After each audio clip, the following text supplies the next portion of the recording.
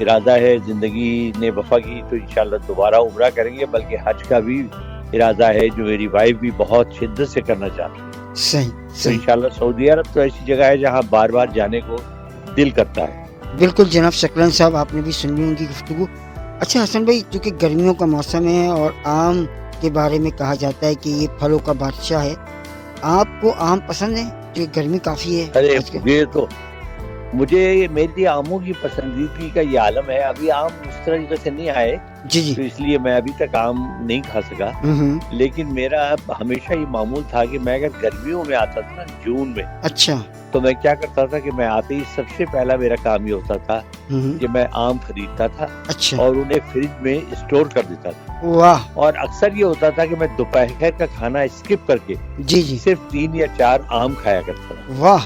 तो क्या बहुत बात! शौक है, और खासतौर से चौसा तो एक ऐसा आम है आय हाय! जिसकी दुनिया में कोई मिसाल नहीं मिलती। वाह! वाह! जो उसकी खुशबू, जो उसका जायका, जो उसकी मिठास, जी, जी। वो तो जो एक मर्तबा खा ले, आय हाय! वो फिर उसका दीवाना हो जाता है। ऐसी बातें कर रहे हैं, इस वक़्त लोगों का दिल चाह रहा होगा, जो लोग सुन रहे होंगे ना, उनका मूड बन जाएगा आम जी हाँ। खाने का।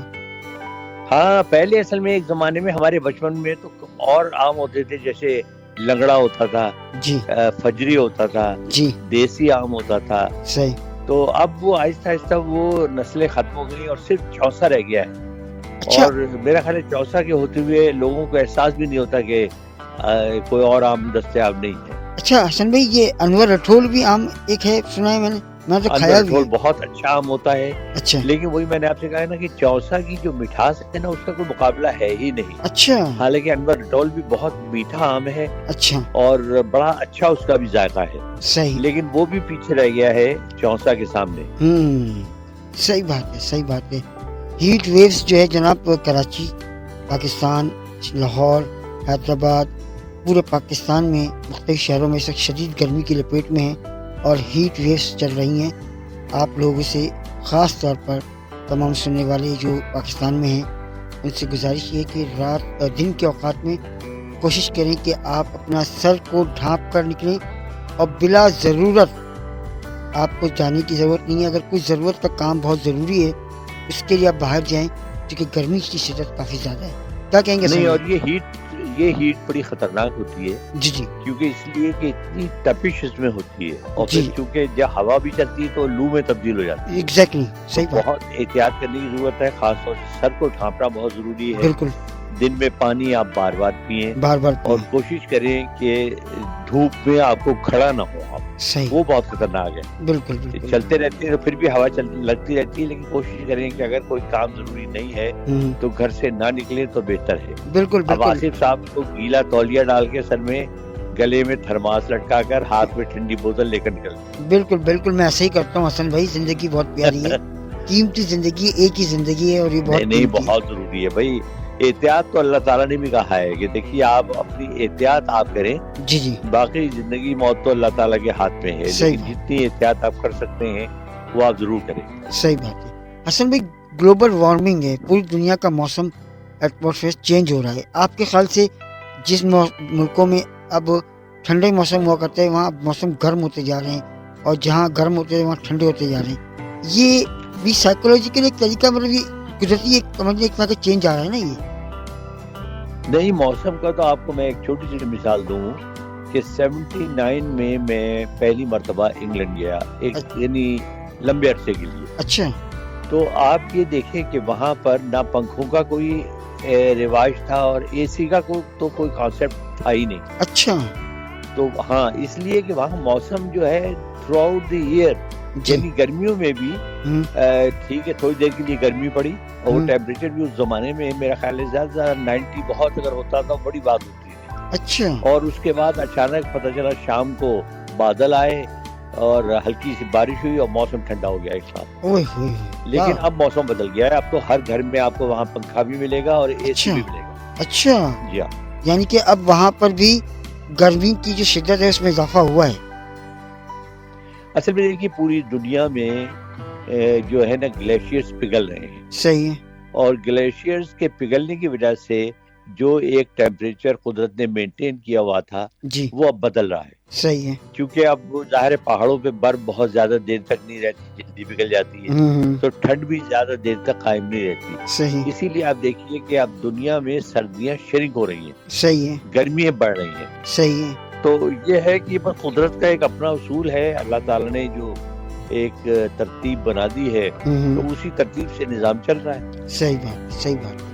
अच्छा हसन भाई, अच्छा, इससे पहले कि जी। आप कोई मजीद सवाल करें या बात करें, जी जी एक वो खबर का मैं जरूर जिक्र करना चाहूंगा। जी जी, हम सबके लिए बड़ी यानी अफसोसनाक अफसोसनाक खबर खबर है। जी हाँ, बिल्कुल जी हाँ, कि हमारे टेलीविजन के, रेडियो के, जी। फिल्म के, स्टेज के बिल्कुल, एक माने हुए अदाकार और बड़ी खूबसूरत उनकी आवाज थी तलत हुसैन हुसैन साहब, साहब, जी जी, वो इंतकाल कर गए। काल इन्ना और लिल्लाहि व कुछ इन्ना अरसे इलैहि से वो राजिऊन। बीमार चले आ रहे थे, जी, लेकिन जी। दरमियान में ठीक हो गए थे। हम्म, और तकरीबन उनकी 83 साल उम्र थी। जी जी, और लेकिन जो उनकी कॉन्ट्रीब्यूशंस हैं, जी जी, मैं समझता हूँ कि रेडियो सुनने वालों को, टीवी देखने वालों को और जिन्होंने उनकी फिल्में देखी हैं उनको हमेशा याद रहेंगी। सही बात, उनकी एक मुनफरिद आवाज थी, सही, इंतहाई शाइस्ता कल्चर्ड आवाज, सही, बड़ी बेस वाली आवाज और सही। दिल में उतर जाने वाली आवाज। सही बात, मुझे आज भी याद है कि जब मैं स्कूल में और कॉलेज में पढ़ता था, जी जी, तो मेरी वालदा जो थी वो रेडियो के ड्रामे बड़े शौक से सुना करती थी। सही,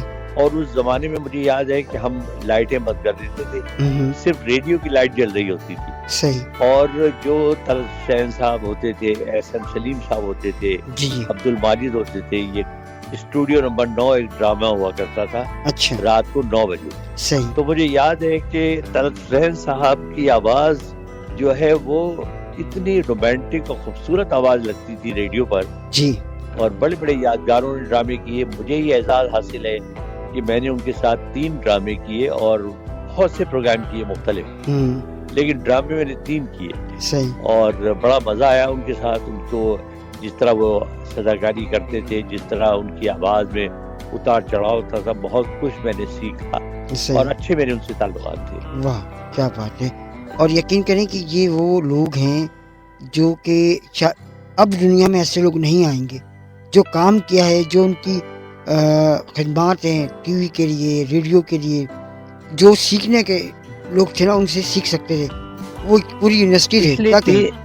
पिछले 3 साल में आसिफ साहब इतने ज्यादा आर्टिस्टों का, रेडियो टीवी के फनकारों का, शायरों का, जी। अदीबों का जी, इंतकाल हुआ है कि मतलब ये कि दिल कभी कभी उनके बारे में सोच के बड़ा अफसुर्दा हो जाता है। सही बात, और एक शेर मुझे याद आता है, किसी ने बड़ी खूबसूरत बात कही थी, जी, मतलब ये लोग गुजर गए लेकिन इनकी याद हमेशा दिलों में रहेगी, और इंशाल्लाह, एक जो खला है वो छोड़ गए वो कभी पुर नहीं होगा। सही तो बात है, शायर ने कहा था, हमारे बाद अंधेरा रहेगा महफिल में, सही, बहुत चराग जलाओगे रोशनी के लिए। वाह, तो ये हकीकत है, लगता है जैसे हर तरफ अंधेरा ही अंधेरा है। सही बात, अल्लाह ताला इन सबको जन्नतुल फिरदौस में जगह अता फरमाए, आमीन सुमा, इनकी रूहों को सुकून दे और इन्हें बुलंद मर्तबे पर फाइज करे। आमीन सुमा आमीन, आमीन सुमा आमीन। हसन भाई, आपका इत्तेफाक हुआ तलत हुसैन साहब के साथ काम करने का, मुलाकात जी। का?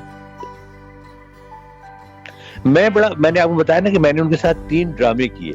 वाह, मेरा जो पहला ड्रामा था रेडियो का, उसका नाम था दरीचा, दरीचा, और वो जमील जुबैरी साहब एक बड़े मशहूर प्रोड्यूसर थे रेडियो पाकिस्तान कराची पे। अच्छा, उन्होंने ही तहरीर भी किया था और उन्होंने ही प्रोड्यूस भी किया था।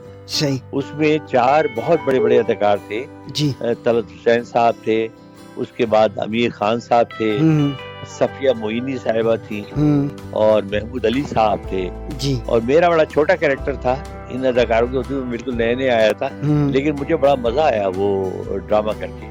अच्छा हसन भाई, या, उसके बाद मैंने 2 ड्रामे उनके साथ और किए तलत हुसैन साहब के साथ। अब क्यों नहीं होती ऐसी चीजें?